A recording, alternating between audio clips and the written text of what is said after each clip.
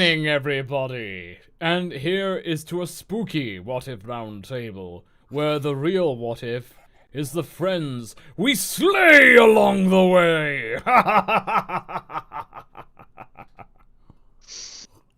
And how is everybody doing this fine Thursday evening?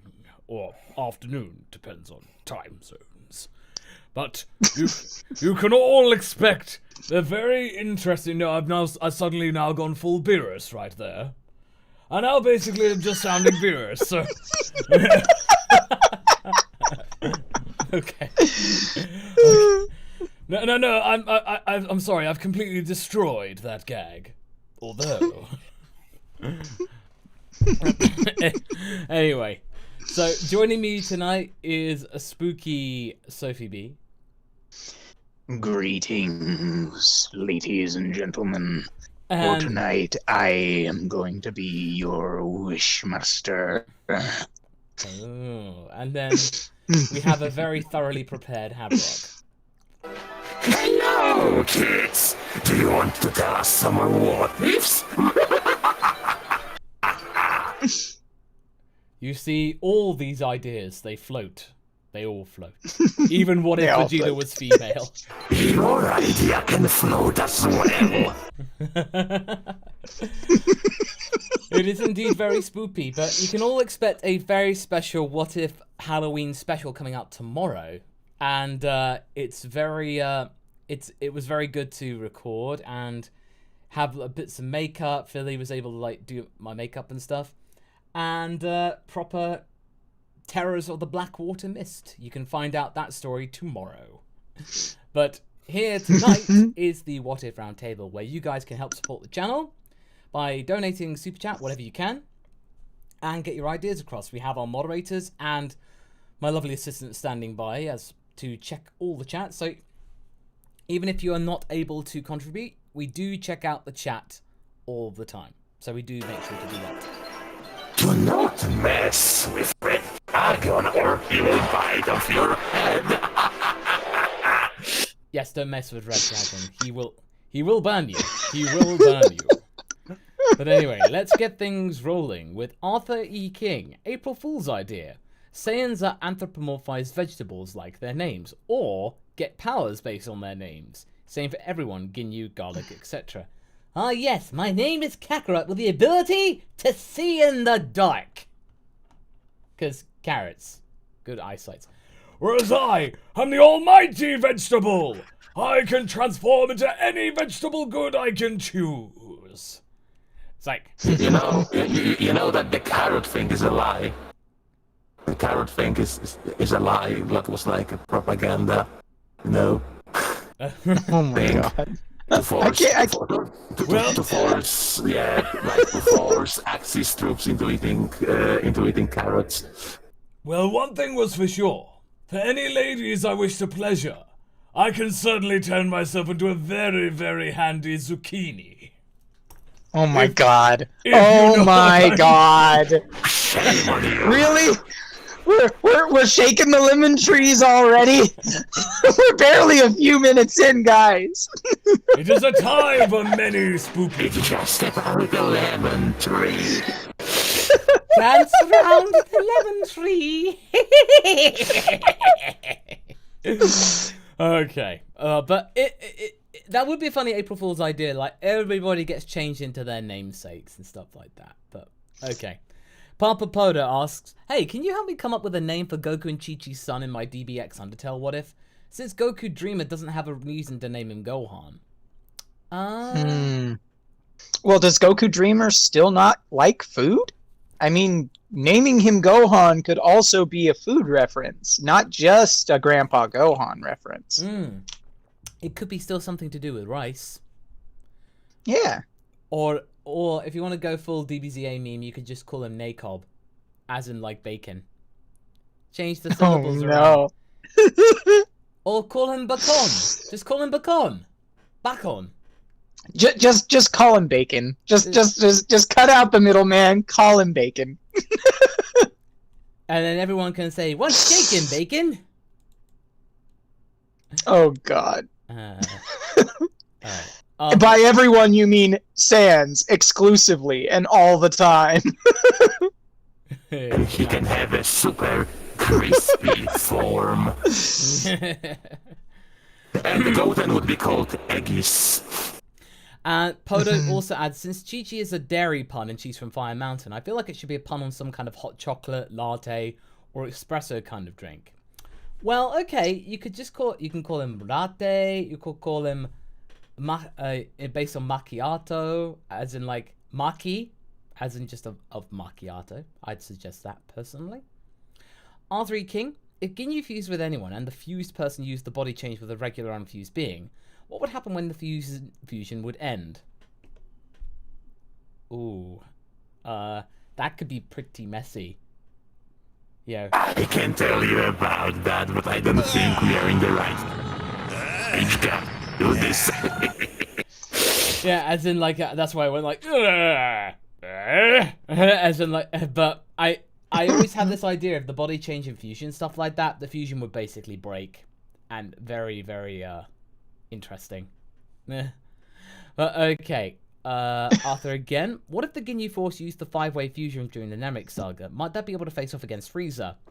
Well, the exponential thing, it's basically 1 times 1 times 1 times 1 times 1. In theory, yes. But I think by the time we get to final form, that would be a bit of a trouble. That'd be a bit of a problem. And so, but at the same time, it would be pretty mighty. It would certainly give Frieza some kind of entertainment, at the very least. Mm-hmm. Yeah. Cray Twitchell, what if future Jiro turned past Jiro into an android? Well, he'd be very interested to see how multiverse theory works, because if he turns himself into an android, he might then become... it might become something where he can end up becoming an android himself, but then he finds out that that's not the case. That's not how the future works. And then ultimately, it'd be just something he'd be just think it's a curiosity. It's a way to experiment on himself, where he doesn't actually, he doesn't have to experiment on himself in a way, which is kind of odd. R3 King. What if Ginyu used the change body ability a lot more and kept stealing stronger bodies for the other members of his team too? If he was able to find a way to do it, then he'd probably be able to evolve it, but he'd try and make sure that his body was the strongest of all. I mean, he wouldn't... Yeah. He's very loyal to his men, but he doesn't want them to get ideas above their station. And, of course, their pay grade. Also, you have to wonder whether or not, like, that might not work for some of them. For example, we don't know whether or not the psychic abilities of a character like Goldo are linked to their physiology in some way. So certain characters might not actually be able to body swap, or might not want to body swap, even with the chance at a higher power level. Yeah, no, of course. It's about a question of whether they would feel comfortable to do so. That's always something you got to consider. Yeah. This is definitely something. Okay, right. Next one is... Oh, this is going to scare Hav. What if Barney fused with Elmo? It's the evil Hav's one weakness. No! Barmo. No! No. Oh, that's just I feel really kind of sorry for like Hav. Now he can't look at Elmo the same way again. But it'd just be a red furry dinosaur who likes giving hugs and with an evil sinister laugh. Papa Podo, what if Gohan and Videl were born a few years apart and he was her senpai? Oh man. Can you imagine like, if there were a couple of years difference, and like Gohan's at like final year of high school, and Videl's like the first, like a freshman, it's basically the senpai dynamic, and then basically just like, so like at the same time, she just treats him like a kohai, as in just like be really like not respecting the convention at all, and just. I could see her still maybe respecting it, but also like you would still have an opportunity with something like that to play into the whole investigative aspect of Videl's arc during the whole high school thing, when she's trying to figure out who Saiyaman is, because if you're going to do the Senpai Kohai thing with Gohan and Videl, that would imply that Gohan has probably been doing his crime fighting thing as Saiyaman for a while, which means Videl is going to get into high school, and she's going to be like, I know that Saiyaman is someone around my age. I have to figure out who it is. And her suspicion would probably immediately latch on to Gohan. So it would become this investigative thing where she's constantly like following him around, trying to figure out what's going on. And everybody in school just assumes, oh, she's got the hots for Son Gohan senpai, like half the girls in school. That's a good one. I like that. That's good. Brendan Little, what if we got an April Fool's episode of R&R where the dialogue is written and acted in the same as all the big green dub? Oh no. Oh man. Leave that child alone. We just get like everyone to do their characters and just like, yeah, I have like Raditz that says, yes, I know that everyone in my race can become a giant gorilla. And then we just give Dende, we give Dende that kind of voice. My family, my home, my people. Yeah, just and then big green, and then Goku basically just sounds like this, where he has to help me. And we will have around screaming Kamehameha. No, everyone shouts Kamehameha. And then Vegeta's like, I am the prince of all space warriors! It's like, I don't know. And tension, and we have to get Kai to go, we'll see about that. This clearly is the voice of Tenshin Han. I don't get that. Oh my god. Seriously, Tenshin Han and the big green dub sounds like this. Clearly, they're aliens from another world. Yamcha, Krillin, Tenshin. They have survived. They have survived. They've survived. Good for them. Good for them. Good for them. Your guys' love and memorization of the big green dub boggles my mind. We have watched it quite a few times.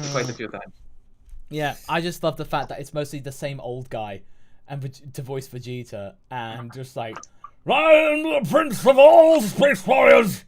Vegeta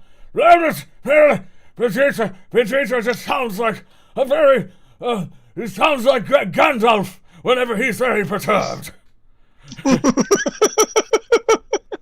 He sounds like a Gandalf on some very nasty chemicals.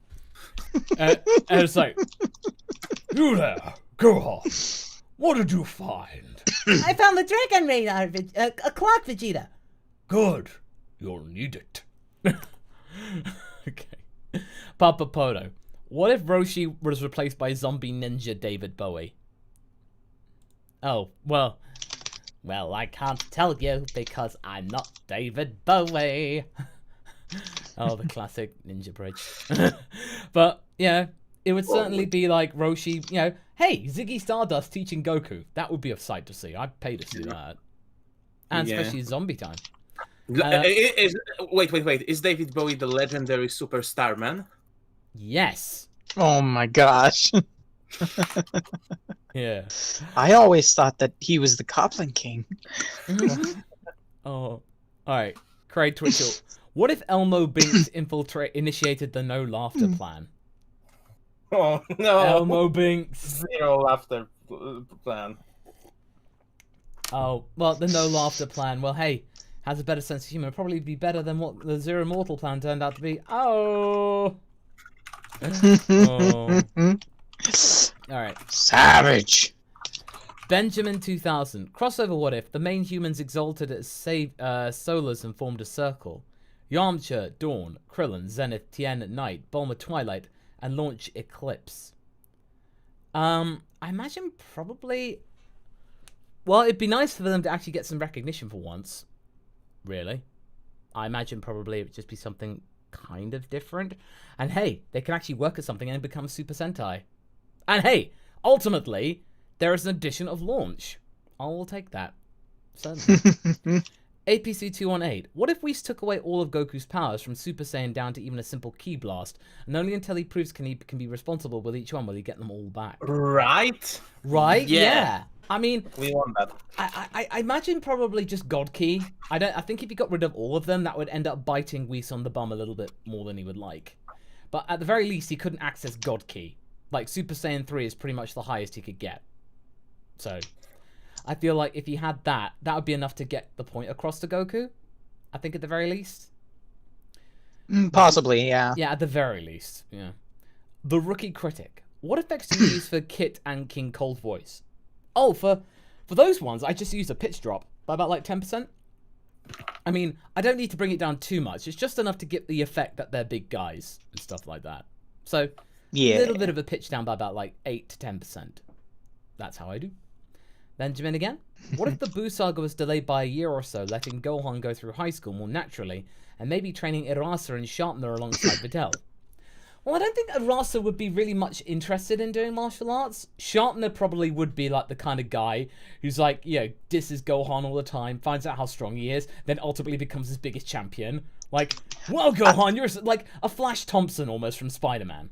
Like, Arasa strikes me as a girl who I mean, if anybody's gonna take an initial interest in Gohan during the period of time when Videl is kind of just like super sus of him and stuff like that, it would probably be Arasa. Which means that if Gohan was offering some kind of like martial arts tutoring, right, in addition to even basic, you know, academic tutoring, because he is a smart boy, Arasa would totally be into like doing that just for the sake of being like, I get to be tutored by a hot guy. Absolutely, am I getting in on this?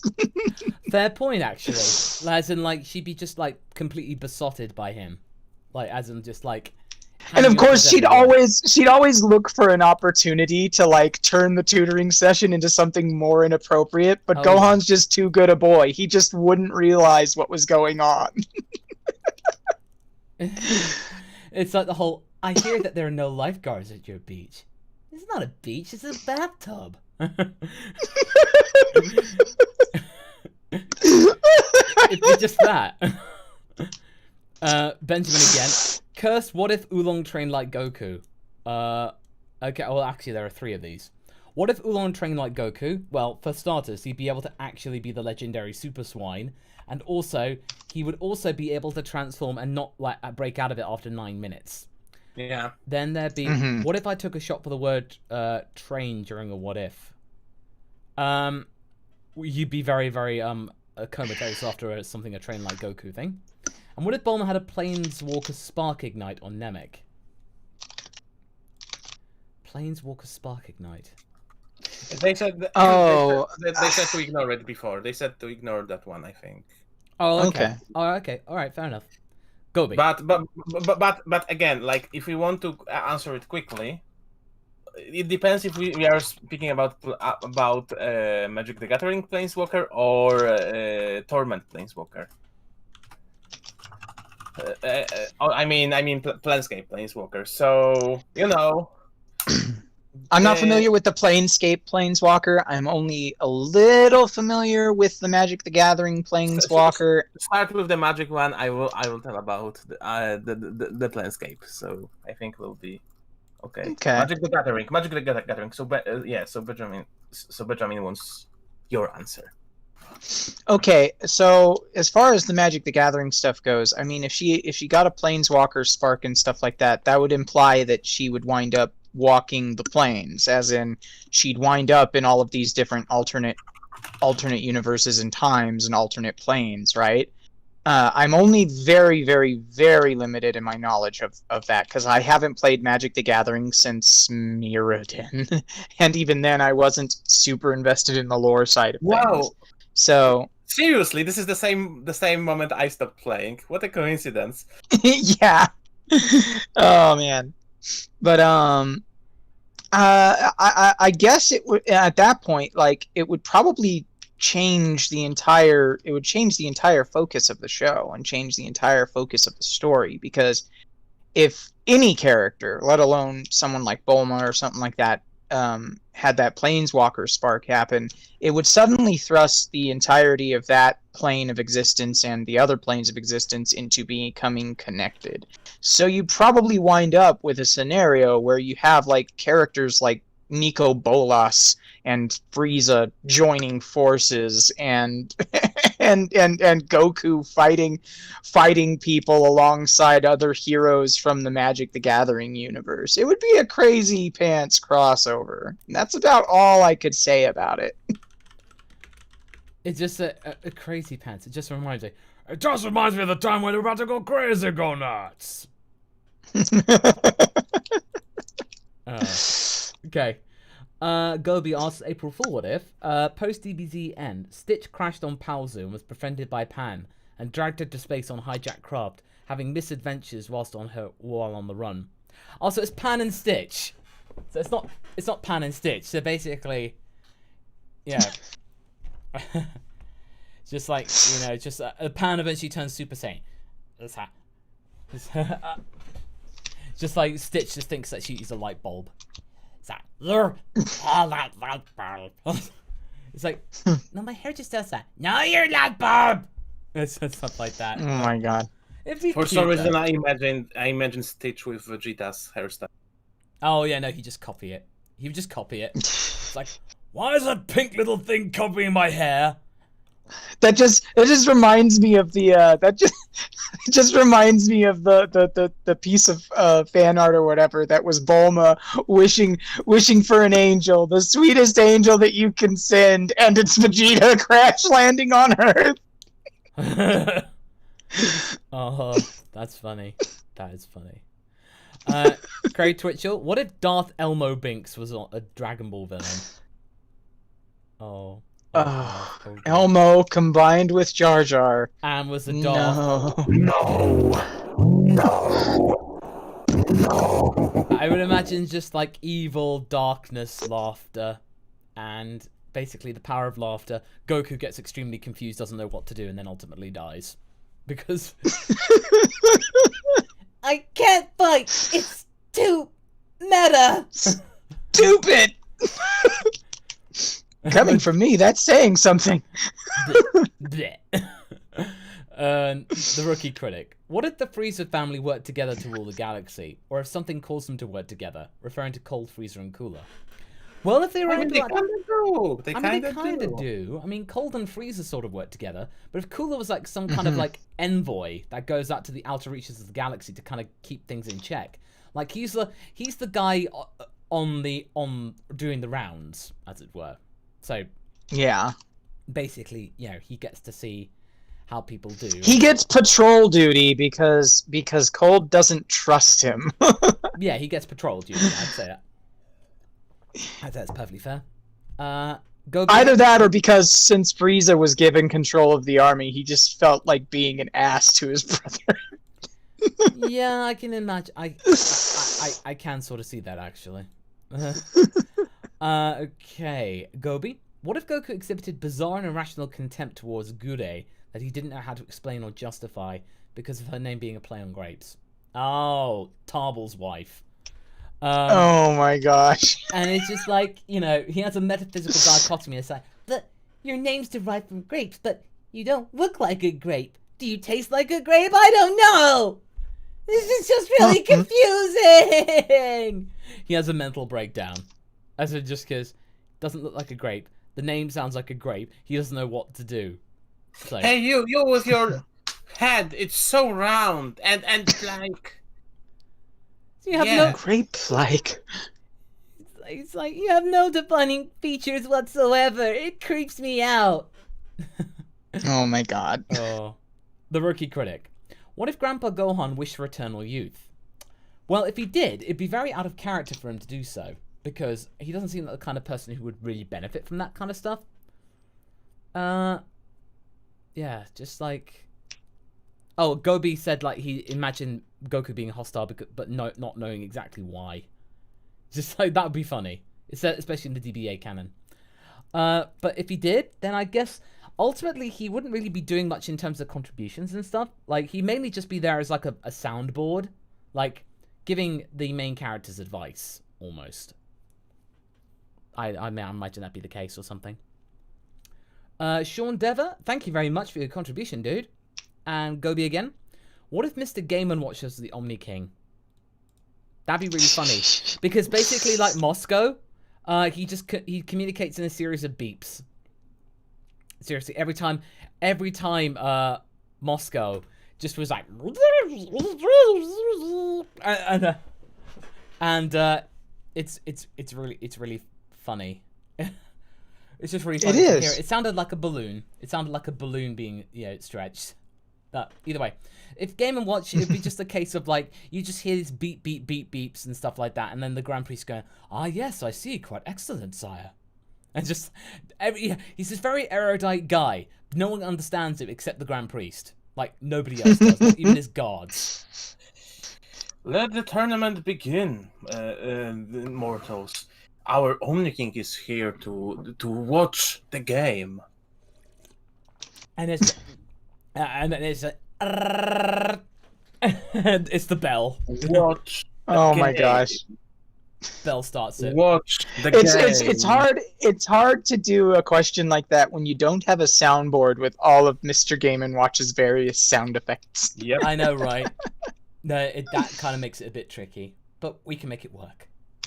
APC. Hey guys, I'm curious of your opinion of this. I know Frieza says he didn't want immortality because of Hiffle, but if he doesn't plan to change his ways, he'll end up back in Hiffle, so what gives? Well, that's the point. He'd be like, he's not planning to be killed anymore, and ultimately Goku does not want to kill him anymore because he wants to keep him around because he's entertaining, and they're gonna keep Frieza around because he is the Joker to Goku's Batman, as in like he'll do a thing. I'll get you next time, Son Goku.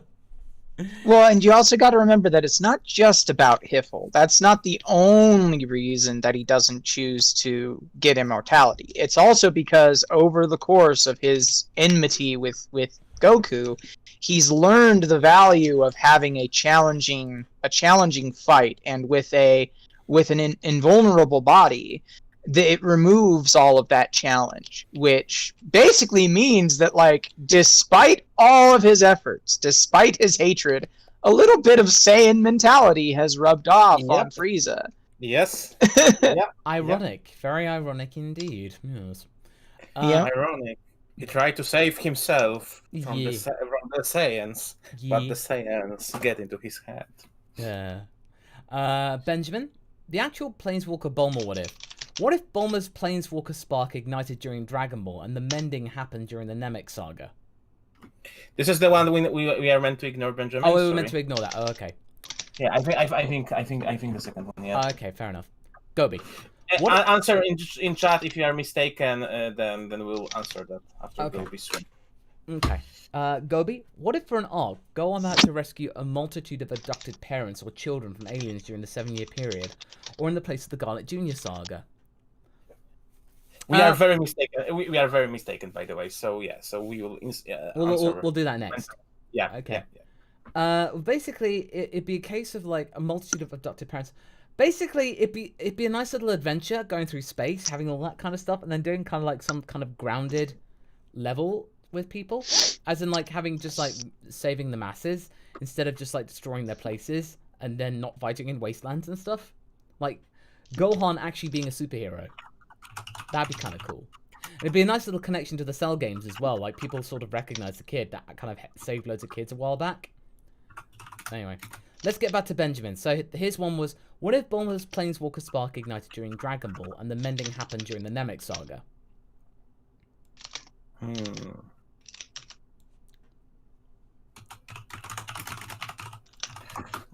Yeah, sorry, I'm in the middle of doing some question answering moderating in the chat. So okay, the question again. What if Bulma's Planeswalker spark ignited during Dragon Ball and the mending happened during the Namek saga?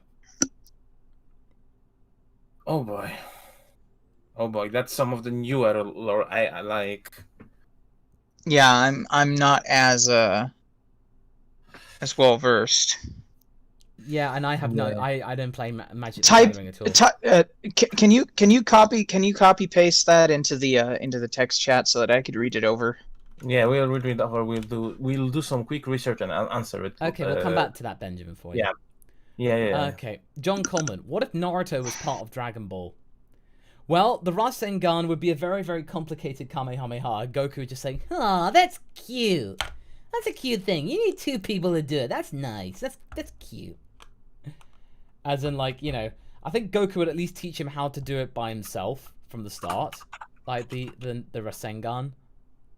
But ultimately, I feel like, you know, there could be potential room in there, you know, in terms of grandiose powers, etc. And Goku would appreciate, I like that boy's jumpsuit. It's very orange. Really brings out his stupid face.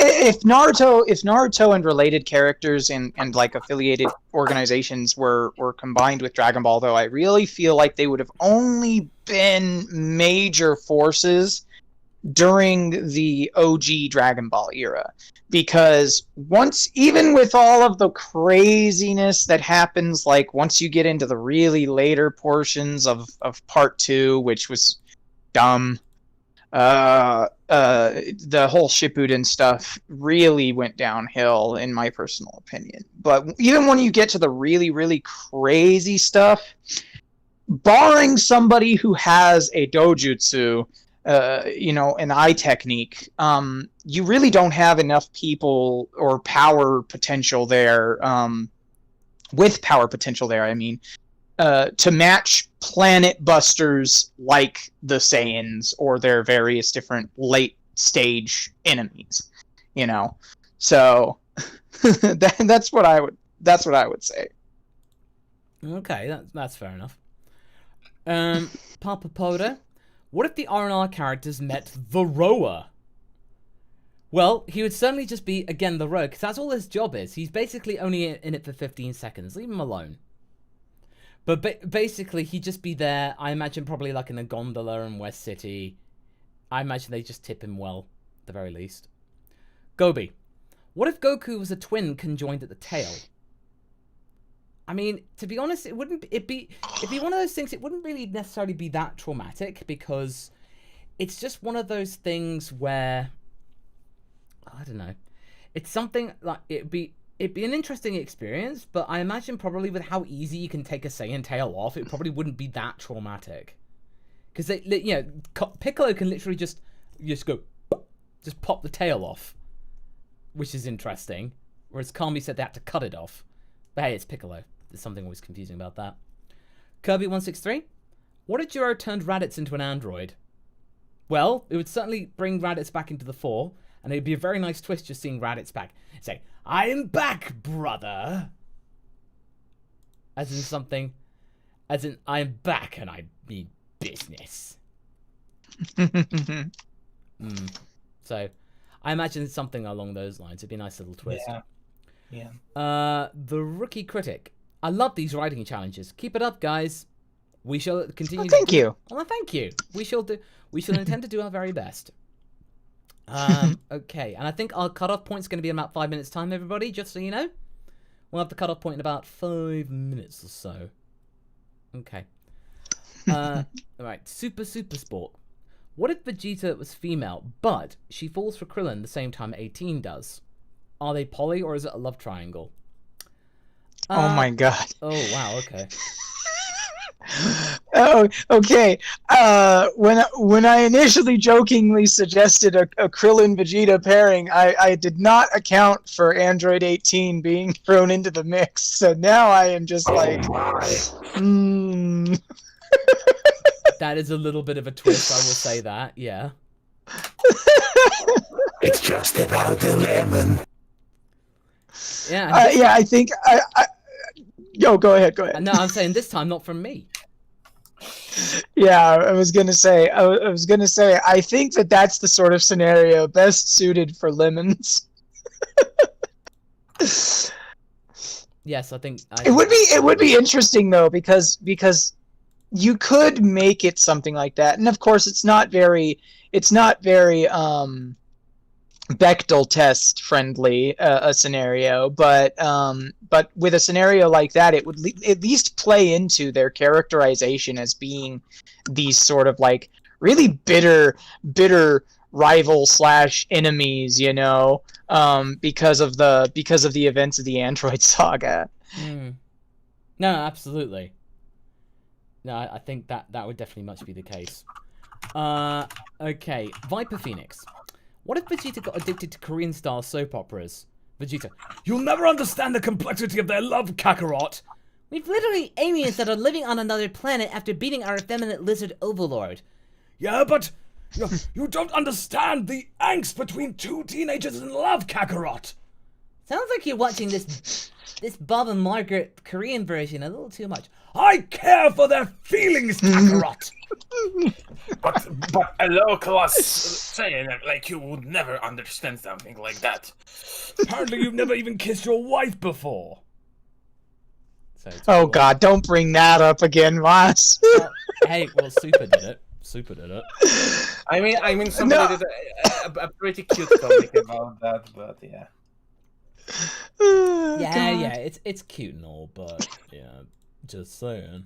Okay. Just saying. I see what you did there. And Viper's back at it again with Monkey and Slug, Season 2, Episode 1. The new season opens with the team decorating for Frieza Day, complete with destroying another rival business, Cooler's Coffee Shop. Join the team as they bring in the new season. Nacelle's Palin.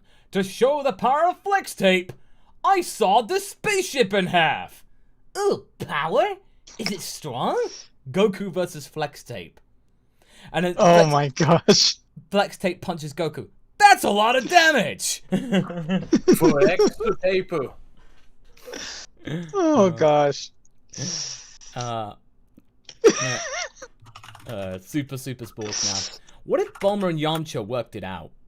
Trunks being Yamcha's son, he can have baseball-themed attacks. Ah yes, home run, the home run hammer. As in, like, Oh my gosh! Instead of having like the Tapion sword, he has just like a baseball bat. Or a hockey bat, like what's his name, Casey Jones. Yeah, something like that. Cricket. You gotta know what a crumpet is to understand cricket. Ha ha ha ha. It's from Teenage Mutant Ninja Turtles. Hardy har. Okay. What right. is a crumpet, Masako? Can you tell us? It's just it's like an English muffin almost. Just think about that. The Rookie Critic. Odd one here. Not a big fan of it, but can be funny.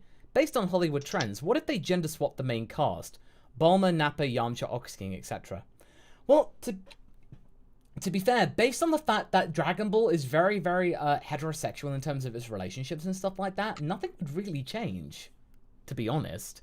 The biggest issue would probably be with the development of certain characters who really relied upon gendered tropes or tropes that played into a specific kind of stereotype. Like Bulma as a guy would probably be somewhat, subtly different than a girl Bulma. Goku as a girl is obviously a bit different from a guy Goku. It just like Masa shown in his What If Goku Was Female, What If, the friendships change a little bit as well because of the way that the interpersonal relationships are affected by that change. So you wind up with a situation where most of them would probably be the same, but those that would change would probably change certain storylines significantly, particularly where it comes to like relationships and stuff. No, I would agree. I would definitely agree. The Batosai. What if Masako were to fully cover Caramel Dancing? Oh yeah.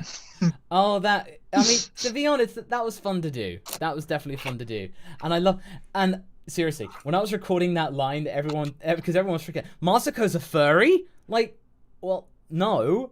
I'm not kink shaming anybody.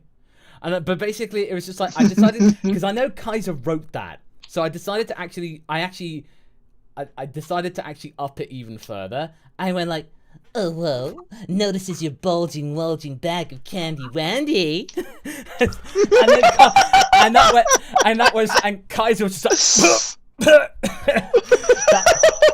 that was enough to make Kaiser just like do a double take. That was enough to throw Kaiser. That was great. that was fun. Wow. That was great. Oh. Oh, I know, God. I ripped him so. Gohan is underrated with the super chat. Thank you so much. So much, pal. $50 at that. Left work early due to an upset stomach, but tuning in so you can ease the pain for me. Oh, Gohan. It's okay, Gohan. I know that a bad stomach can be really bad.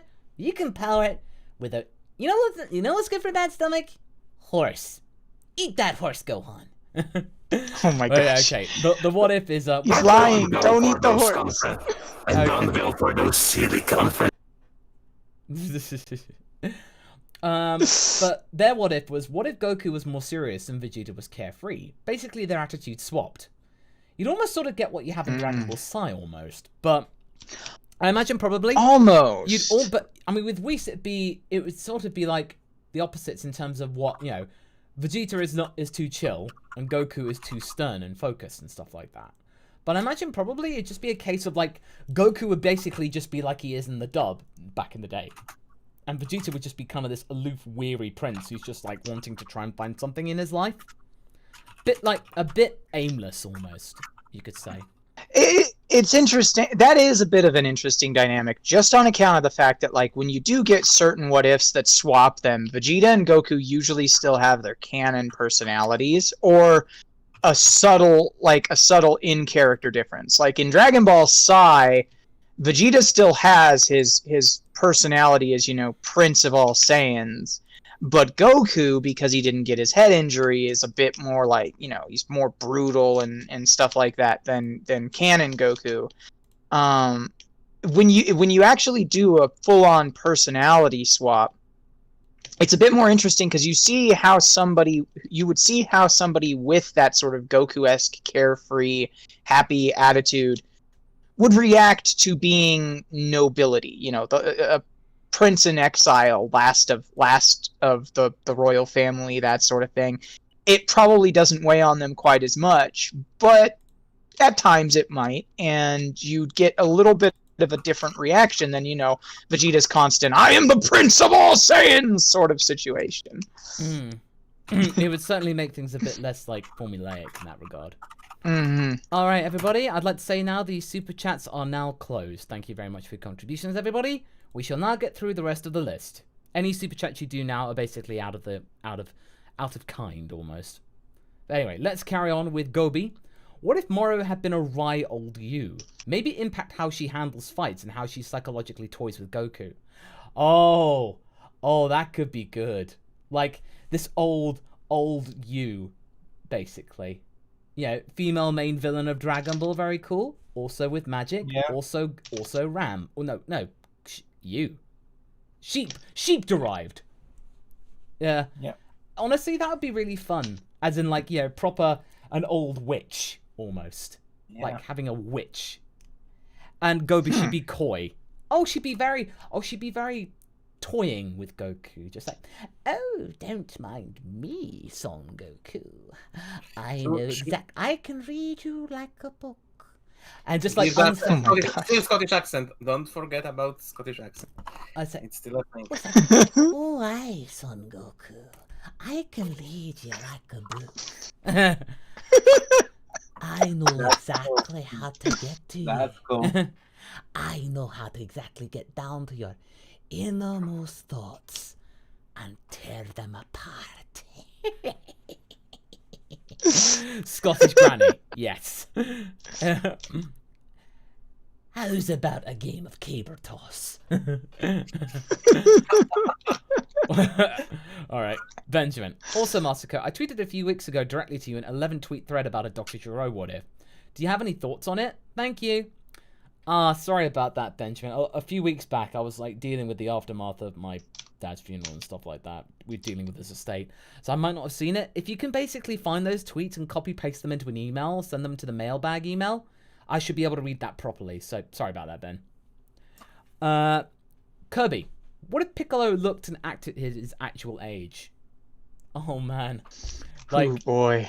oh You're not my real dad, Kami. like yeah, oh yeah, in the Android saga, it's like it's not a phase, Kami.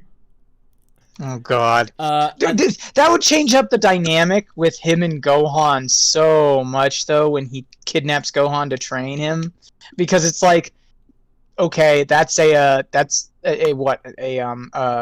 freaking 10-year-old, 11-year-old or something like that. Kidnapping this 4.5-year-old to train them in martial arts. So like, what would 10-year-old mentality Piccolo do as far as training goes? It was certainly a little bit of a quandary, to say the least. They would become much less, father surrogate father son dynamic and more brother. Two brothers. Yeah. Yeah, definitely. I could at the very see least. that. Yeah. Nick Wolf, sorry, all my super chat money went to @blue donations. Hey, no worries there, Nick Wolf. Absolutely, don't worry about that. But they basically so okay, but I can at least give you this small token. Stay safe, everyone, and happy Halloween. Don't worry, Nick. We really appreciate the gesture all the same. And Yeah, thank you. The gesture you did, absolutely commendable. Don't worry about that. And of course, we will be sure to have a happy Halloween. My mother-in-law, sorry, made Philly and I some basically Rice Krispie ghosts, which is very cute. Aww. We can't Very have them cute. until Halloween. So, oh, and Rocky Road with caramel worms on the top. Interesting. Yes, exactly. No, it was very delicious. The Somewhere Man. What if Beerus' life was connected to Boo's because the Grand Supreme Kai still kind of being a part of Boo? I mean, that'd be sort of interesting in a way, like, because Boo is sort of dormant. He's not, like, non-alive when he's in the sealed ball. But it'd be interesting to keep Majin Buu around. It's like, it's interesting dynamic in this sort of thing. Because technically, I suppose it was the case that with the Grand Supreme Kai. But I suppose when Shin became the Supreme Kai, it transferred to him because the Grand Supreme Kai didn't die. Just, I imagine probably the Grand Priest, probably just like, or something like that, was able to change the rules in some way, just to transfer like the ownership. Since the Grand Supreme Kai Or I was mean, indisposed. considering that the Grand Supreme Kai, like, if you're going based off of the idea that he willingly sacrificed himself to Majin Buu to try to like use his own purity to counteract Majin Buu's evil, the Grand Supreme Kai may have even gone so far as to actually transfer the title of essentially the Grand Supreme Kai, though Shin may not even realize it. He may have received the title of Grand Supreme Kai in effect from the Grand Supreme Kai, when Grand Supreme Kai is like, okay, well, I'm going to go and sacrifice myself to defeat Majin Buu. You better take good care of the universe, sort of situation. Sort of bet on the wrong horse there, Grand Supreme Kai. Yeah, no. I mean, I imagine if the Grand Supreme Kai... I'd love to have this in a bit of like a joke. As Grand Supreme Kai comes back, say, oh, it's like, oh, who was my... Oh, it's you. Oh, it's you. Not going to lie, you weren't exactly my first choice. Or my second choice. Or third. In fact, you were not my choice at all. Oh. But beggars can't be choosers. But at least you're stronger than Frieza. Beggars can't be choosers, and that nice lad Zamasu wasn't out of training yet. Yeah, exactly. Yeah. We diss on him so much. Kane Calcerane. Oh no, Gobi, you weren't even on the list. Yamcha was on the list. Yamcha was on the list. It's like, for why? Half-time entertainment. Frankly, Oh, that was one of the best usage of TFS quote in the history of this stream. Oh my god, that was beautiful. Kane Calcerane. What if, regardless of training, the smallest always won? Well, that means really good for the Krill Dog and the little Chaozu that could. So basically, Maybe- you know, Chaozu and Krillin would be the strongest ever, and they would be the ones. Maybe to win that's every why. time. You know, maybe we had it all wrong. Maybe that's why Krillin keeps shrinking. He's becoming stronger. Oh yes, the more concentrated. Concentrated badass. more concentrated badass you've got. Yes. That's Oh my that's God. the price you have to pay. Sean Dever, what if the Elder Kai awoke Goku's potential before the Tournament of Power? Would it have been beneficial? Well, yeah, because at the moment, with the way that he's written, he basically has infinite potential. So I guess it would, but they would have to frame it in a way that Goku would actually do it, because he doesn't like handouts. Like, you'd have to unlock his potential by, like, masking it as something else. Like, you know, like say, hey, we're having a cookout, a 25-hour cookout, and I'm going to do a dance. The Elder Kai's just dancing around, everyone's dancing around, and Goku's told, stay in that exact same spot. And they have to train, they have to do it like that. The one, what if Saiyans were incredibly smart? Well, Bardock is a brilliant scientist, after all. And to be fair, I did a video back in the day. I really liked it. It was is Goku smart? And in various degrees of intelligence, yes, he very much is. Kinetic intelligence, natural intelligence, all that kind of stuff. And Saiyans are in that regard. It's just the type of intelligence we all quantify people with, mathematical intelligence. Unfortunately, Saiyans are lacking. But that's the only one. Like, Yeah. if you can't do that, everybody is like, you know, everyone assumes you're dumb. But there are multiple degrees of intelligence, I think. Multiple ones. Excuse me, sorry. That's alright, no worries. But yeah, if the Saiyans were incredibly smart, I imagine probably they'd just be like the Tuffles. As in, like, they'd have technology, they'd have strength. Yeah, just proper symbiosis. Gohan is smart, but Gohan is a hybrid. Yes, he is a hybrid, to be fair. Trunks is smart also as well. Yeah. And we also have, you know, like I think it's a general thing. Like, we also have proofs that Goten is smart as well, just in different way than Gohan. So Yeah, well, and that's the thing though, is I think a lot of people, when they talk smart, it's like you guys kind of already mentioned, they talk book smarts, you know, they talk about that sort of intellectualness.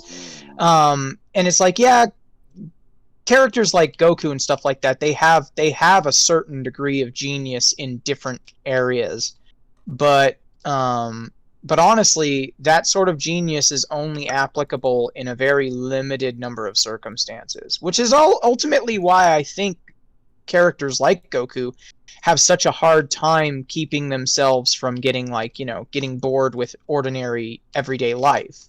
It's because they have no means of which to exercise their talents, you know?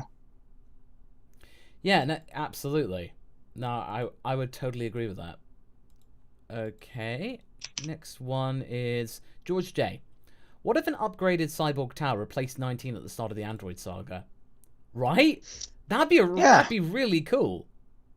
Honestly, it would have been thematically appropriate because because I mean, they already introduced Dr. Gero as a new character, right? Because obviously the Doctor, who is said to have created the androids or been in charge of the project back in Dragon Ball, was Dr. Frapp or Flap or however you want to pronounce it. And so them including Dr. Gero and basically saying, oh no, this guy was involved with it too, right? And he's like the last remnant of the Red Ribbon Army. Well, who's somebody who had already gotten, you know, cybernetically upgraded once already back in OG Dragon Ball and had already presented themselves as something of a recurring problem for Goku and his friends? Well, that's Tao Pai Pai. So thematically speaking, if you're going to have the remnants of the Red Ribbon Army show up to do battle with the Z fighters, then you should make use of that character. Fun fact: Frapp is a filler character. He's only in the anime. He's not in the manga. Oh yeah. So they don't even say who designed the androids in the manga, then, huh? Yeah. That's why the anime canon is that they're both kind of did it. So that's why all the confusion, you know, is there. Yeah. It wasn't even mentioned in the manga. I was pretty surprised when I discovered that. I didn't remember that vividly. But yeah, like with Tao, I think even he could be an additional third android to those two. Like, I can imagine that having their dynamic with a third android, he would fit. You know. You know what they could do? They could have made it a sort of, because everyone was training during the 3-year time skip. Yeah. Everyone was training, including the human characters. So what you could have done is you could have still had the Android 19 be like the China doll thing or whatever, or you could have had Android 19 be Tao Pai Pai. But you could have made it so that Tao Pai Pai became the enemy, basically the person that had to be fought by the humans, right? Yeah. Particularly like Ten Shinhan, because Ten Shinhan has beef with Tao Pai Pai, and that would have been appropriate, because it would have given the humans something to A, do, and B, address story beats from the OG Dragon Ball that hadn't been touched for a while. Yeah, definitely. I wonder if there is any fan production that will have, oh yeah, no, I wonder if that will actually happen. Yeah. If only.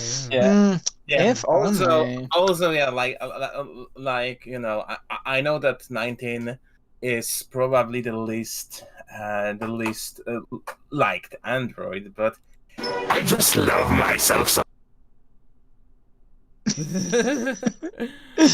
Oh. Alright, Kane Calcerain. What if Poir Oolong could copy power levels too? Well, this is what their reaction would be once they transformed into Vegeta. And I just have to get the sound to play. Come on. Play. Excellent.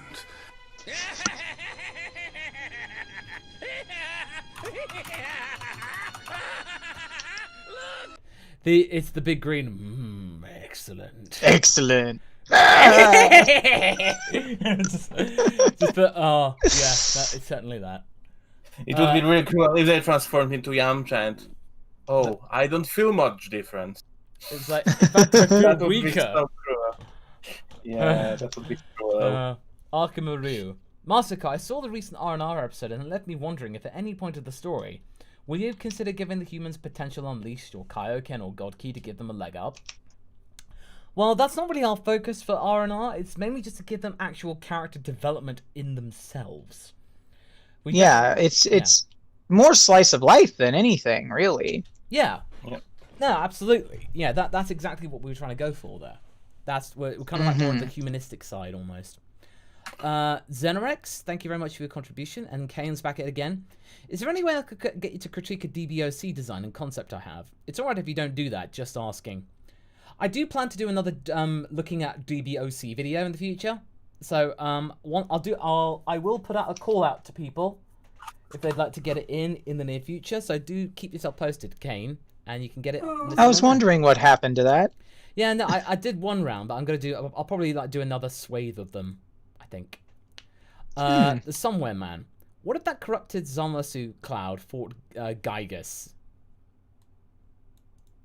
Gygus, huh? Wow.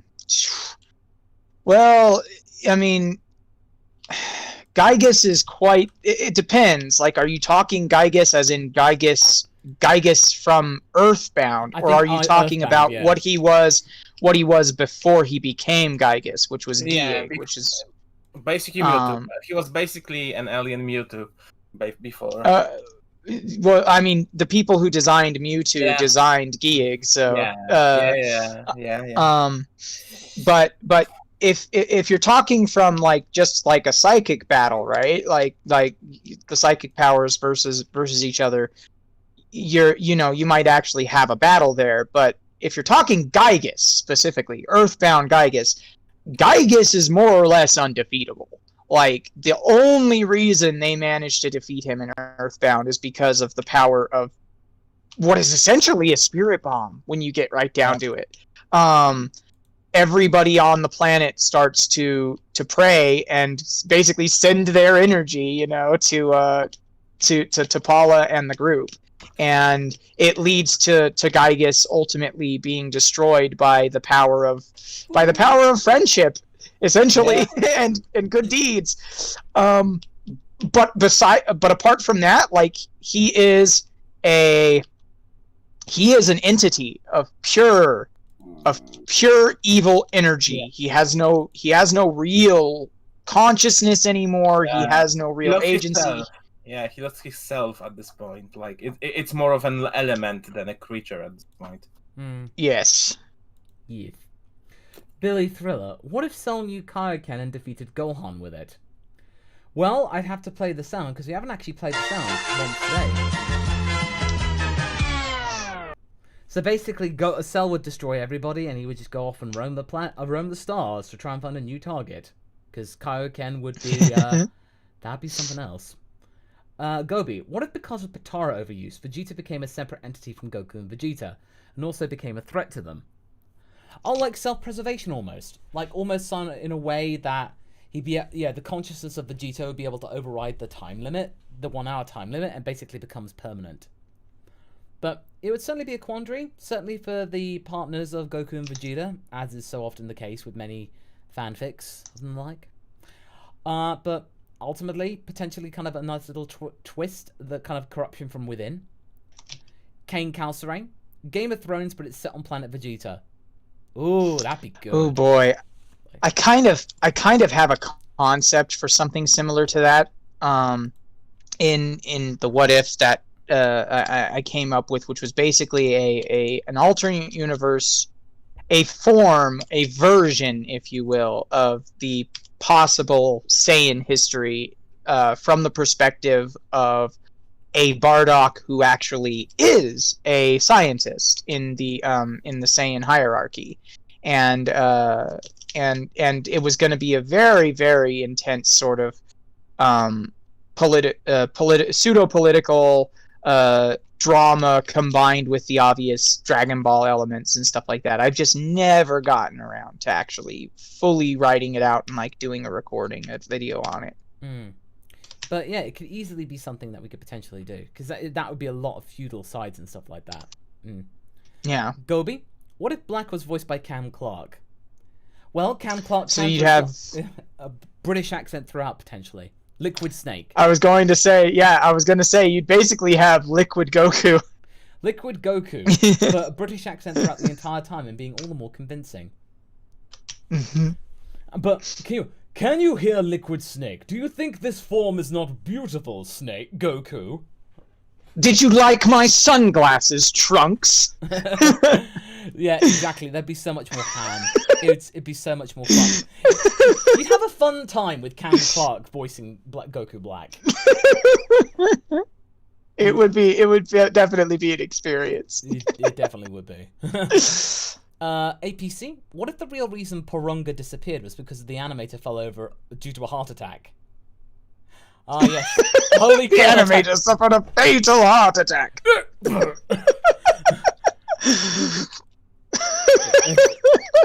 God, Monty Python reference. Wasn't expecting one of those today. That means that Porunga was designed by Terry Gilliam, in a way.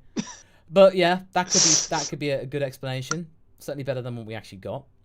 Akami Ryu, Raditz, do it, Emperor Palpatine. I am so proud. It's like, I am so proud. It's like, Christopher Matthews, what if Gohan stayed a fighter? Well, Vegeta probably would be less resentful towards Gohan because he actually carried on with his training. He would certainly have Super Saiyan 2 down to a T. And, you know, he probably would have taken out Dabura quite handily. Like, very quickly. Certainly the very least. APC 218, what if Icarus the Dragon decided to visit Gohan at high school? Well, at that time, it's my headcanon now that Icarus at that time when Gohan's an adult is this huge purple dragon who looks badass. Basically. A Skyrim dragon. I agree. Like... He basically he's become the size of like Parthenax or Alduin, and so, but he's still like this total sweetheart of a dragon. Yeah, as soon as he sees Gohan, he's just like, As in, like, you do realize that if Gohan's dragon friend was to show up at the high school, like everyone would want to turn riding him. and then like Goku is like, I still want to eat your dragon, and then Icarus just like burns him to crisp. Ow! If you eat my dragon, Dad, I'm going to make sure that you never come back from Otherworld. Right. Oh, well, that's good. Gobi, what if Goku was pranked with a buzz cut while he slept? Well, it'd have to be made out of kachin because Saiyan hair can't be cut with usual scissors. And except that sword that Nikki has in the dead zone, he's able to cut the hair. Like, No, my do! Stranger danger! But basically, I think he wouldn't mind it so much because he's not that fussed about his hair, but it would grow back really quickly, and it would grow back the exact same way it did. But yeah, I imagine he'd just be like, all right, okay. He'd be more confused than upset. Derek Harvey, what if Bulma got her wish from the Dragon Ball for the perfect boyfriend and somehow got Vegeta or Frieza? Well, it was down to that fanfic you said, or that comic of like Bulma wishes for a prince, or like, you know, a knight in shining armor. Vegeta shows up, and it's Vegeta as Stitch. The thing is that I really don't think that if Bulma were to wish for the perfect boyfriend for her during the Dragon Ball era, right? I don't think it would be Vegeta. That's just my honest opinion. I think that Vegeta was a relationship that really took a lot of effort, and it's not in any ways like a perfect relationship. You know, they didn't just click, they didn't just, you know, it didn't just all work out. He wasn't a Prince Charming, even, especially, and that's the thing, is like her mindset was that she wanted a Prince Charming. Vegeta's not charming. He isn't. He may be a prince, but that's more of a technicality.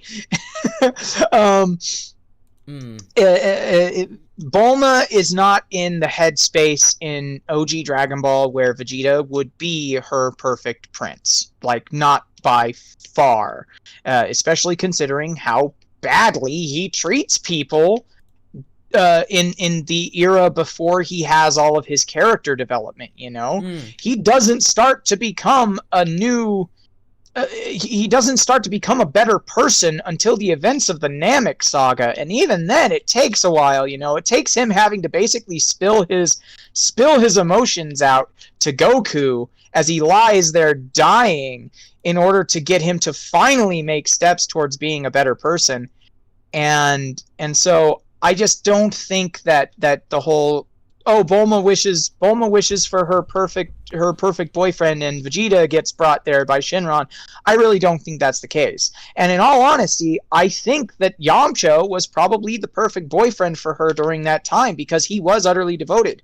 What's more, we aren't entirely sure if Bulma was being honest about Yamcha cheating on her, because when Yamcha was the desert bandit, you know, when Yamcha was this desert bandit orphan person, like, his dream in life was to one day have a wife and a family and children, because he never had that for himself, right?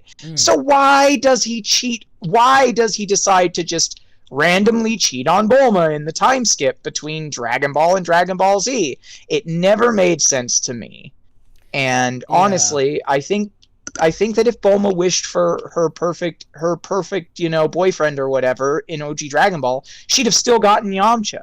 It's her own issues that led to them breaking up, in my opinion. Yeah.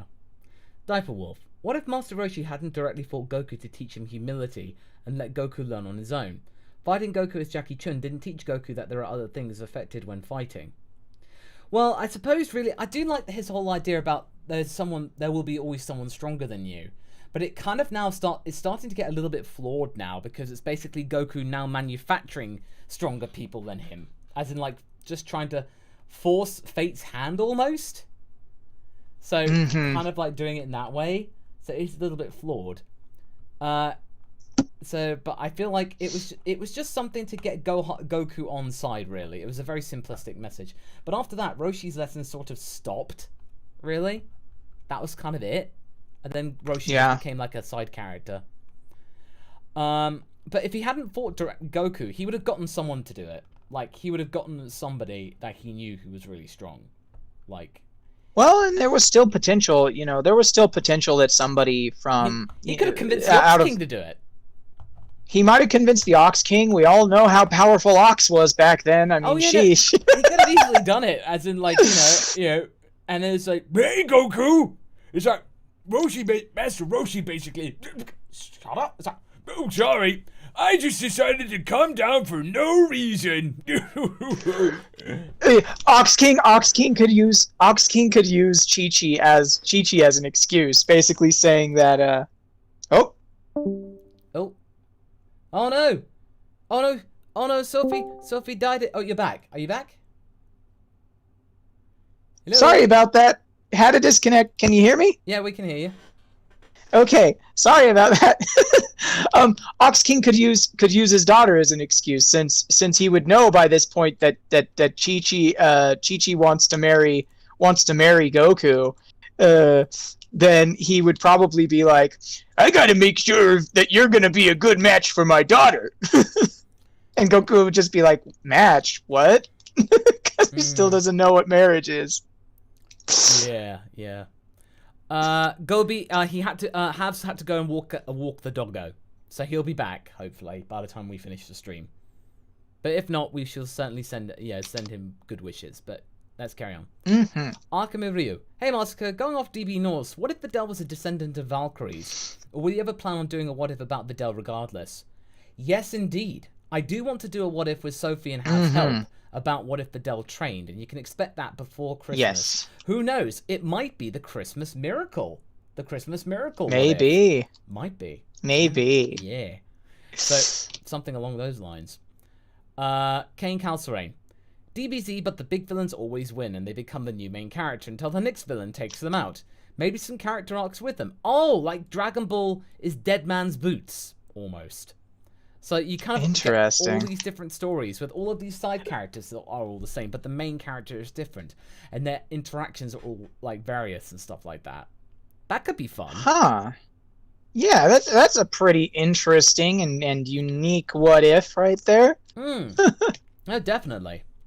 Brendan Little, we'll write that down. Be sure to write that down. Brendan Little, what kind of fighting style would 21's kids adopt as they got older? That's Maito and Condra. Given their personalities, I always saw Maito adopting Tien's moveset due to her calm nature, whereas Condra fights more like Vegeta. I would say so, because Condra likes Trunks' sword, basically. So I imagine he'd become a swordsmith. Maito wanting to concentrate on the mind because she very much likes a good book. So I imagine probably Ten Shinhan would probably be like... I could see her spending time with Chaozu and Ten Shinhan. Just to clear the mind almost. Out of respect for them. Yeah. Gobi. I'd also like... No, go ahead. Go ahead. Go on. I was just gonna say that you know, we could use some more spiritually balanced women in Dragon Ball as well, because one of the things I've noticed a lot when it comes to Toriyama writing female characters is that they're almost always these firecrackers, and when they aren't, it's usually as part of a gag, something like Launch. Where she's meek only when she's blue haired, and then she becomes a firecracker when she's blonde. Having a female character who's more balanced, like emotionally and mentally, towards like spirituality and balance, would at least make them unique among the female cast. No, absolutely. But I think Toriyama's just gone on record to say, like, that's the only type of female character he knows how to write. And Toriyama, you hack. It sucks that he kind of just gives up like that. It does suck. Yeah, I mean, he hits an obstacle, and then he's like, well, guess I can't do anything about it. Yeah, exactly. Golden, what if the Tournament of Power was a basketball tournament? Oh, basketball. God. I've not seen that in a long time. I haven't seen basketball in so long, and I've only ever seen it once. Well, the soundtrack would have real big fish in it, that's for sure. But seriously, it'd be just a very casual game, and I imagine like the Grand Priest would find it very entertaining and quaint. Yeah, I'd say that. Akame Ryu.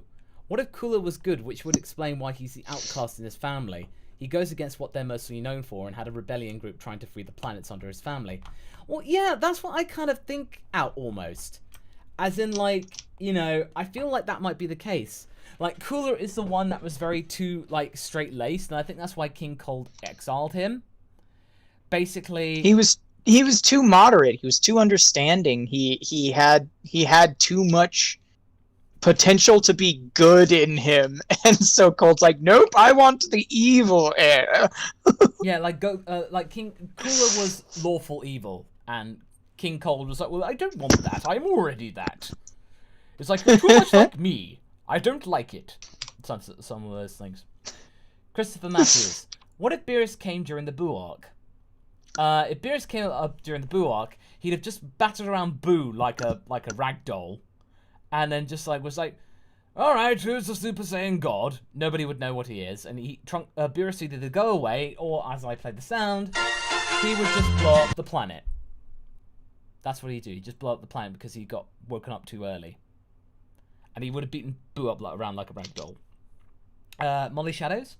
What if Krillin trained Goten and Marin together? Oh, that would have been really cute. That would have been incredibly cute. I can imagine Goten being really, really like enthusiastic, and I think Krillin would like that. As in, like, you know what, Goku, your boy's a really, really attentive learner. I like him. If he would marry my daughter, so cool. I wouldn't say no. That would be cool too, because it would give yet again it would give a human character something to do, and it would also emphasize the fact that, like, you know, Krillin is still a student of the Turtle School, like Goku is, and so instead of having Goku be the person who winds up either training or being trained by people constantly, you could focus some on these interactions between characters. Like, okay, so Chi-Chi trained Gohan when he was really little, but of course her power has a limit because she didn't get into all of, like, the key stuff and stuff like that. So then she hands training over to Krillin because he's a member of the Turtle School, and she doesn't want her children anywhere near Roshi. So you could have that sort of, and Goten would be able, like, let's say this took place before Goku came back to life during the Buu saga. Who better to ask about facts about your deceased dad than his best friend, you know? Yeah, exactly. Best insight possible. Absolutely. Cornell 101, or Cornell 101. No, it's Cornell 101. Given Gohan and maybe Vidal's Great Saiyaman personas, how well could they adjust to being isekai to a more superhero-y universe? Oh yeah, they could easily do that, but you know what? I've been actually just watching The Boys, and I can imagine, like, Gohan, the Great Saiyaman, and Great Saiyaman 2 would have, like, a very Starlight experience. Like, being completely jaded with the whole superhero mentality. So... I still haven't seen The Boys, and I'm kind of iffy on whether or not I want to, because those kinds of superhero deconstructions are a mixed bag for me. This one is good. I think this one is good, Sophie. You should, like, this is one of the best in my opinion. Yeah. So I'll have to give it a look. Yeah. I mean, to be honest, I don't know what Billy Butcher's with. Is he a Cockney? Is he from Australia or New Zealand? I don't really know. But like The Boys is one of many proofs that Carl Urban can play anything you give him. I love Carl Urban so much. Yeah, and that's why you support it. And all I can say is I just feel very sorry for the Deep. Like, there are moments where you just feel, at first you hate him, but then you go like, oh, I feel sorry for him. He's pathetic. Bless. Bless. I feel sorry for him because he's pathetic. Yeah. Kirby163. Do you have headcanons for whose 17 wife is? If she exists, because we've never seen a picture. Because at the moment... She could. I mean, I have a headcanon myself. Go on. I headcanon her as like a Latina with a bunch of kids. Same. I headcanon her as like a Latina with a bunch of kids, and like 17 will never admit it to like any of the people that are like friends with his sister, but like he loves them all very, very dearly. Ooh, that's good actually. Yeah. But I feel like I don't really know. I still feel part of it is that like 17 doesn't have a family, in a way, and I feel like that it's all been made up because Goku's the only one who's seen a picture, at the moment. I want him to have a family, I really, really do, but I feel like it would be really kind of interesting to see whether he has actually made it all up. So. I think that would be out of character. I know. I also like Gobi's. I also like. Oh, go ahead. Oh no, you go on. Sorry. You go on. I was going to say I also like Gobi's take of it being a trans lady, but we know that he's got, or at least he says, he's got kids with whoever his wife or significant other or whatever is. So either those kids are adopted, or 2 of them actually. I think we know. I think they have like 4 or 5 kids, and I think some of them are. They have 3 kids, and 2 of them are adopted. Yeah, 2 of them are adopted. Yeah, yes. And 1 is biological. Yes, yeah. Alphadillo Gonadicus. That's a good name. What if Goku accepted Kami's offer to become the Guardian of Earth and trained with God Ki before the events of Z? Well, Kami doesn't really have God Ki per se. He just has the skills and maybe the certain traits that means that he can live for a longer time than normal. I would say he has some low tier God Ki. I personally see it as more like there are tiers of divinity, and God Ki is kind of at the highest tier. The other divinities don't actually get access to it. Not even like certain Kais. Okay. Personally, I feel like the only reason that Zamasu is implied to have it is because he kills Gowasu and kind of usurps Gowasu's power and position, essentially. But I feel like guardians, planetary guardians, right? Like Kami or Guru and stuff like that. They don't have God Ki. They have a certain degree of divinity, but they're the lowest tier on the divinity scale, and so that just means that they get like longevity and they have a certain degree of heightened intensity to their ki, but they don't actually have God Ki. I have an idea how it works. It works like actual gods and D&D priests, that they have borrowed power from the deities. Yeah, basically. Which would make sense with King Kai being kind of a boss of Kami, and he has his full power from King Kai. Oh. And King Kai got his powers from Supreme Kais and so forth, Oh, okay. Yeah. Oh, Sophie's down again. Sophie down. Sophie's not down, Mas. Sophie's floating. Oh, Sophie, you back? Oh, my connection seems really unstable today. Well, don't worry, we're near the end now, so we're nearly at the home stretch, so... Okay. But your connection is slow. Benjamin, what if Eta travelled with Goku after the Red Ribbon Saga and was updated by Bulma over the years and was actually relevant during the Z portion? Well, the thing is that he didn't want to fight. He wanted a peaceful life. He didn't want to be part of all of that. But it'd be cool, though, if he was just an active member of the Dragon Team, as in a friend. Maybe.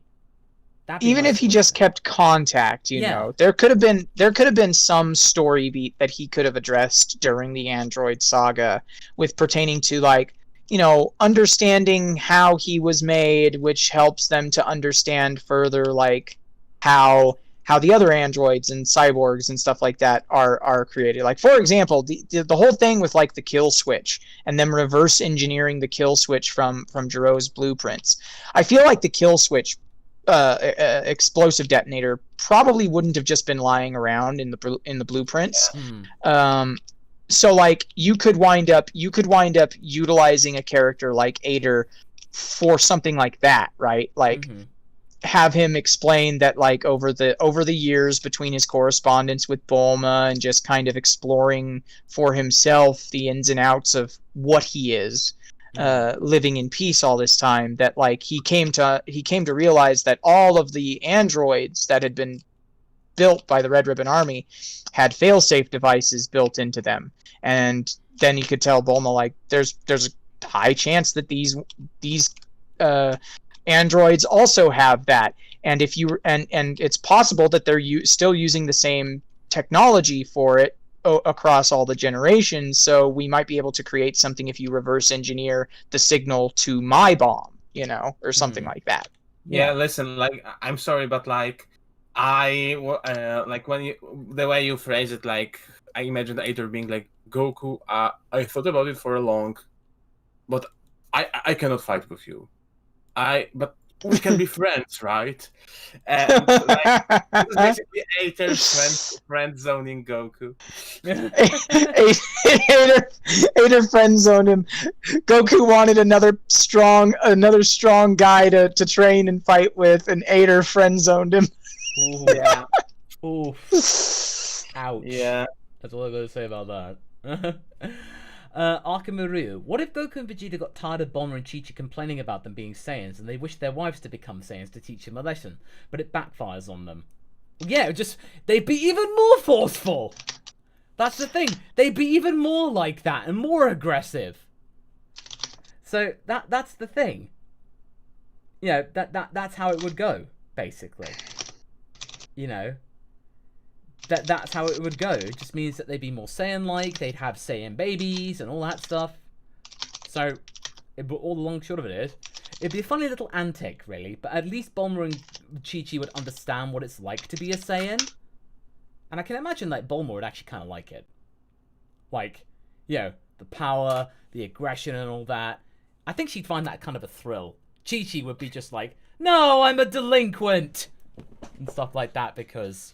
yeah, that kind of stuff. No, Bulma would find it kind of hot. Yeah, because it's like, oh, so this is what Vegeta's like. Oh, right, nice. And it's like, oh, and Saiyans don't age until they're 80? Nice. No, I have a concept that ties into a what if that I haven't gotten around to recording, but I do have the artwork done for it that ties into one of the characters winds up becoming a Saiyan without their permission, and it becomes a big deal later on to the plot. Ooh, so okay, we'll have to look forward to that. Nice. Gobi, geez, see Stitch. What the hell is that? Pan, That's my puppy. He's super smart. Stitch tongue picks nose. And Vegeta, already it looks smarter than Kakarot. I buy that. Not a high bar there, buddy. Not a high bar. Yeah. Vulcan, for Martial Spirit, I picked the color of orange, and for God Key, purple. You can use the idea for a what if. And what is the what if for Saturday? Oh, the what if for that is what if Trunks met past Bulma Part 5. So basically, Trunks v Raditz. Get ready for some comedy. Trunks v Raditz. Oh my gosh. I wonder if Trunks is gonna try to redeem him. Yeah. Vulcan also asks, in Roshi's what if, Gohan was born from a one-night stand? I don't think Gohan's in it at the moment. No, he's not. No, Gohan He's isn't not. in it. So you know. There wasn't any romance. Gohan is not there. Yeah. And I can tell you that Gohan won't be there. No Gohan. No Gohan. No Gohan, I'm afraid. No. What if Zarbon and Dodoria turned good? April Fool's idea. Oh, I can imagine these two, like, abandoning Frieza, but they have all these connections so they could escape properly. They basically become body cops. Like, they're complete opposites and stuff like that, but eventually, you know what, Dodoria? At first I couldn't stand you, but at least I can stand you. For limited amounts of time. And I could say the exact same thing about you. And later, You know later on, they marry as a happy couple, and they have like a farm full of puppies. Oh my god. Horrible monster children. Yeah. No, I meant like doggos. Doggo. I was just imagining whatever crazy combination of children would come from Zarbon's lizard form and Dodoria. Oh, and Beowulf said they get married and move in with Yajirobe and Korin. Oh yeah. Oh, that's cute. That's Yeah. cute. Trench Knife. Sorry to bother you with yet another Gohan what if. Don't worry about it, Trench. But I had this thought. What if the ultimate mystic form wasn't a separate form, but Gohan with his full nominal potential unlocked, like I heard it was initially? Basically, I'd say it is sort of like, it is not really a separate form, to be honest. It is the ultimate potential. Yeah, it wasn't retconned yet. So... It hasn't been retconned yet, but yeah, ultimately it's meant to be he doesn't need to turn into Super Saiyan. Basically, it's just his form. It's him, really. I mean, in manga, you can see that he can stand against, I don't know, Kefla easily. Yeah. Quite easily. He's a monster in the manga. Yeah, no, he really is. Like, that's like... He doesn't need Ultra Instinct, really, because Ultimate Gohan is really good. Yeah. I mean, Ultimate Gohan... It's ultimate. That's the one thing about Toyotaro that I can at least appreciate, because I have some problems with his approach to the manga in other regards. But if there's one thing about Toyotaro that I do appreciate, it's that he has a deep respect for Gohan, and that was present even when he was making fan comics for Dragon Ball, because like when he did his whole like Dragon Ball AF thing, and had the people fighting Zykor, like he has Gohan just be like, okay, well I guess this means I'm gonna have to go Super Saiyan 4 to fight this guy, and it's like, what, Gohan knows Super Saiyan 4? And it's like, yeah, because like that's Toyotaro showing an appreciation for Gohan, and that's the one thing that really earns me a lot of earns Toyotaro a lot of respect from me, is his appreciation for Gohan. Yeah, no, that's always very, very good that at least he has that. And T-Curse, what if Vegeta wished his tail back after Namek?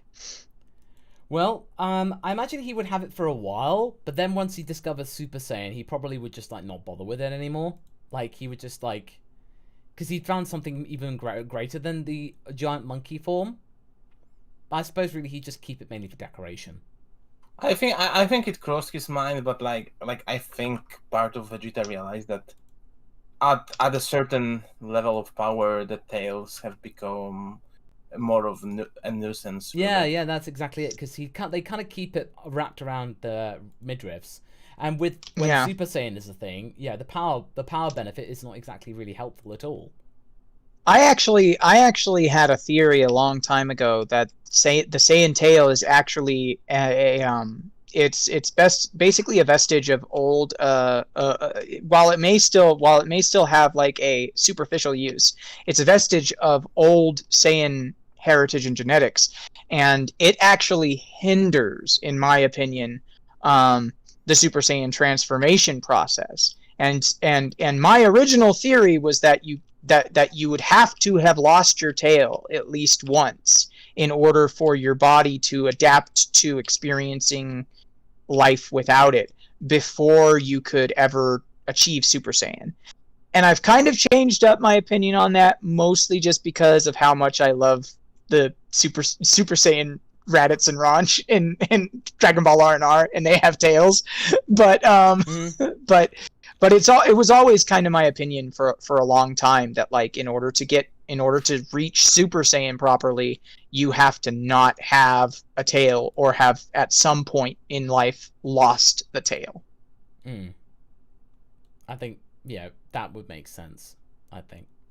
But all right, we are now at the end of our roster, so all that remains to be said is thank you all so many for everybody for your very interesting and swoopy what ifs. We really do appreciate all the contributions, and it really does help support the channel tremendously. Thank you all so much for your contributions. Thank you so much, Sophie and Hav, for your hard work today. Yeah. And No, it was a pleasure.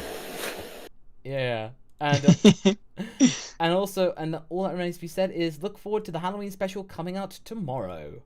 hopefully everyone has a really good night fair, and the Saturday will be a what if Trunks Bet Pass Bomber Part 5. Okay, one moment. I just want to say something real quick. Masked Hero Gaming, did you have that question super chatted? No. Because it wasn't in our list. It wasn't on the list. Okay. Save your question. Come back to the next live stream, and we'll see whether or not we can get Red Dragon Force or somebody else to super chat that for you. Yeah, we can get that sorted for you. We'll get you sorted for you then. But anyway, but speaking of which, basically you can find us there next week around about this time. So all that needs to be said is good night, take care, stay safe, and hope you're well. Bye. Sleep well.